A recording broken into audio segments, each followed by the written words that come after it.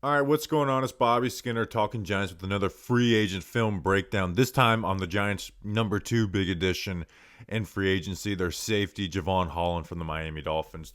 3 years, $45 million.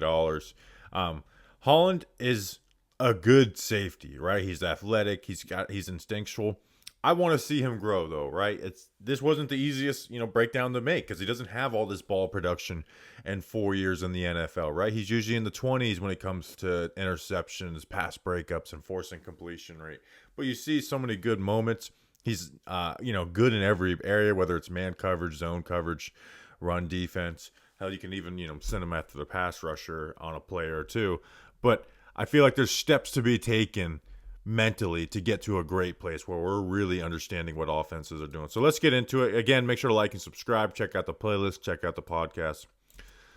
So first play, and these are the types of things I want to see more with Jevon Holland, is because when you throw these disguised looks, right, he's not having to do anything crazy here. He's just showing off his instincts and athleticism. All right, so we got a single safety over here. What are we going to do? Dolphins are going to rotate in the cover 2. And this is when he had his best ball skills as defensive coordinator. I thought used him the best.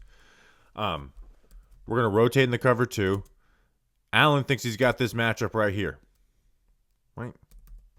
He's not expecting Holland to be at this point. Holland does a good job reading his eyes. And as soon as Allen goes to pull that trigger, we're going. Get our hands on the ball, almost interception, but at least a pass breakup here for Holland. You see the quickness, athleticism, and then this next play here again versus the Bills. All right, just now you're going to be in a basic cover 2. They're going to high-low you. Bam. They're going to high-low you. You're anticipating, right? You're widening out with this route by Diggs. As soon as you see that break, we're going. We're going. We've got good instincts. We are already going while Josh Allen is in his throwing motion, not waiting for Josh Allen's throwing motion. It's the difference between a chunk play and a pass breakup. Bam! It's the difference, again, a difference between a chunk play and laying a nice hit. What I do like is his natural ball skills to get his hands around guys. You'll see that, whether it's fumbles or other plays. Like here on this play. Now, this is my favorite just play defense. It may not be this great individual performance, but I do think it's something that can translate. And this was actually the first play of film I popped up for him. Right, gets a pass. Or let me let you know where he is. He's here. Rotates down, man coverage on Davante Adams. Pass breakup leads to an interception. So these are the types of things that I think you should do with Jevon Holland, because I think you can trust him in man coverage down in the slot. You can rotate him late. You can have him come play in the run. So they're going to run this nickel blitz, right? And you have Holland lining up. And Aaron Rodgers is seeing this right now, and he sees this. He knows this nickel corner is blitzing, right? Aaron Rodgers is not throwing this here because he just likes the man coverage matchup. He's throwing here because he sees where Holland is lined up and this nickel corner, that this nickel corner is going to blitz. So this is going to be him and Davante Adams being on the same page. But the difference is Holland can play some man coverage, right? We're patient. We don't let Adams get us. Pounce. Pounce. Get your arms through. Break that pass up. And then you allow number 11 to get an interception. That's my favorite play on this film breakdown. Right? Because you're not asking every safety to go down there and play man coverage no matter what type of blitz you're running on Davante Adams. He makes a play. And then, here lined up with the tight end, he's going to run the stick route. Just a good ability to, get his hands on the football. Right? Would actually like to see a little more aggression on this point. Let's just go here. Obviously, you don't want to get a defensive pass interference, but Russ is throwing. We don't need this little hesitation here. Because, a sure hand tight end, tucks this. But get that arm around there. Pull the arm, right? That's part of ball skills, right? It's not just catching interceptions.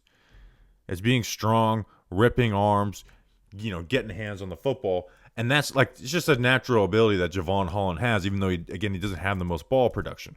But it does worry me that like this is his only interception the last 2 years.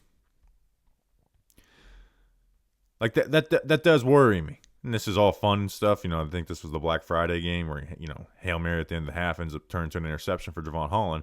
But I want to see more interceptions. He's too talented to not get more interceptions. And you can have dry spells at the safety spot. But Holland, I think, should be giving you more production there. But this is like what you're going to get on a down-to-down basis from Holland. Again, I think he's been instead of a disruptor, he's been an avoider, right? Where offenses aren't targeting him. He's not giving up big plays, but he's also not making plays. Like, this is kind of what you've seen from Holland over the last couple of years mostly. Right? They're going to run this post-over Yankee concept, just doing a good job two-manning it. Right? They're in cover 6. Right? You don't want to give this up, but you also don't want to give Russell Wilson the ability to bang a post in here before this safety gets over. So we two-man it. We flip our hips. We take the over. Russ throws it. Allows the other safety to get over, and you get a pass breakup and complete pass. Here over the top, they're going to run cover 3. Right, this outside corner is going to make a mistake. Right, this outside corner should be funneling the post into Jevon Holland, but he doesn't. Right, and this wheel is here, and you see Russ wants it. Right, Russ wants it, but Holland does a good job of recognizing the concept, reading Russ's eyes, and getting out there to break that up. Now Russ moves off of it, scrambles, and gets himself a touchdown with Cortland Sutton. But I think that's that's like the consistently good you see from Jevon Holland. But what I want to see is more of this stuff, identifying what they're doing and taking chances. Right here, now this ball doesn't get thrown this way; it gets checked down. But this is the type of stuff that's going to lead to more interceptions for Holland. Right, you're in cover 4, identifying what they're running. He knows what they're running, right? He knows he's got the dig right here. And we're breaking on this receiver's break. And we're identifying. That's what I want to see more from out of Jevon Holland. Right? Because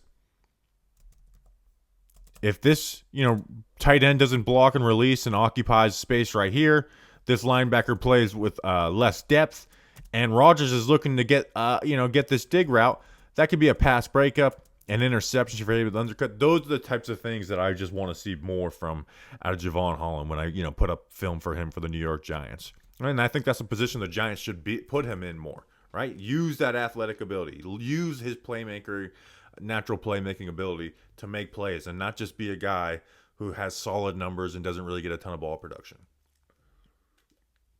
And then man coverage. Miami didn't put him in man coverage very often. Here lined up with the tight end. All right, wait, what am I looking at? Oh, excuse me, this is not man coverage. But there is mistakes here, right? They're in cover 4, play action. He's got the deep quarter. We bite too hard on this run, right? We bite too hard on this run. This safety's playing with outside leverage, thinking he has help from Holland here. And Russ hits this post, right?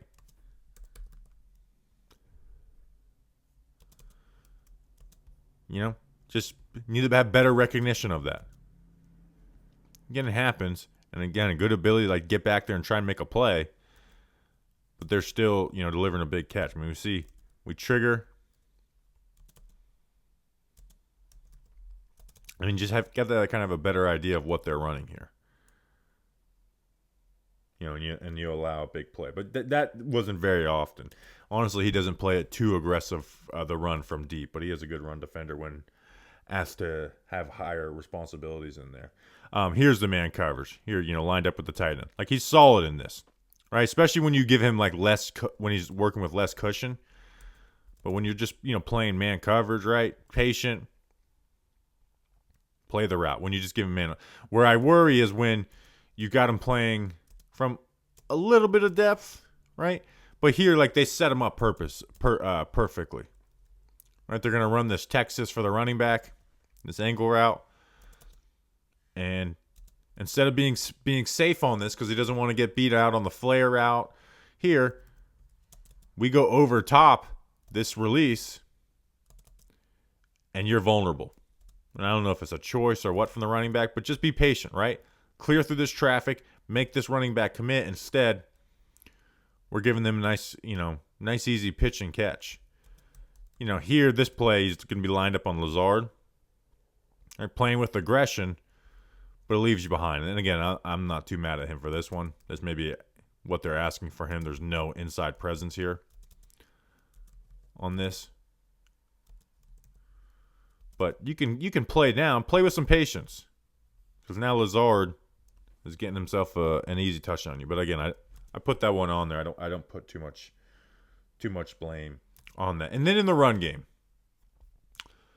here we're lined up here on the edge. Like again, he's solid. He's not someone who's going to come down and smack offensive linemen around and deliver big hits and busts. But he does a good. He's got the physicality for it. He's got the athleticism and instincts. Here he's playing, they're in this blitz look. He's got to play back his coverage responsibility. They end up handing it off. Be patient. Be patient. Help make a tackle. Simple. Next play, playing from depth. Meet him out in the alley, right? Good job reading. They're pulling 17 across the formation. Knowing the fit. Trusting that he's going to take the outside of 17. You fill inside. Nice red zone stop. Consistent, easy. Here, the Jets are going to check into a duo run because they think they've got a light box. All right, so everyone's filling their gap. Where's the open gap? Right here. Play it aggressively. Get downhill. Break down. Make a nice routine tackle. Like you see those consistently. Here, in this blitz look, they're going to run, this QB, power. Follow the tackle, right? Don't just run upfield. Follow the tackle. Get a play on a touchdown. And then I don't know if it was just the games that I watched, but again, he's got a knack of just popping the ball out. Maybe it's just Cortland Sutton, but here we are. Bam, pop that football out. But again, I feel like he's just got like a natural ability to find that football, whether it's in coverage or a fumble. Here, doesn't make this tackle. Okay, but I see that ball though. Bam, pop it out. So Holland, a good player. I think there is real room for growth, and there should be, right? I feel like there should be put more on his plate mentally and not just playing, your basic zone coverages and hoping to be avoided. Like I think they should try and work him as a playmaker. And use him in that capacity. So appreciate you guys again. Like and subscribe to the channel. Check out all the other free agent film breakdowns. Check out the podcast, all that good stuff. We'll see you then. Until then, let's go Big Blue.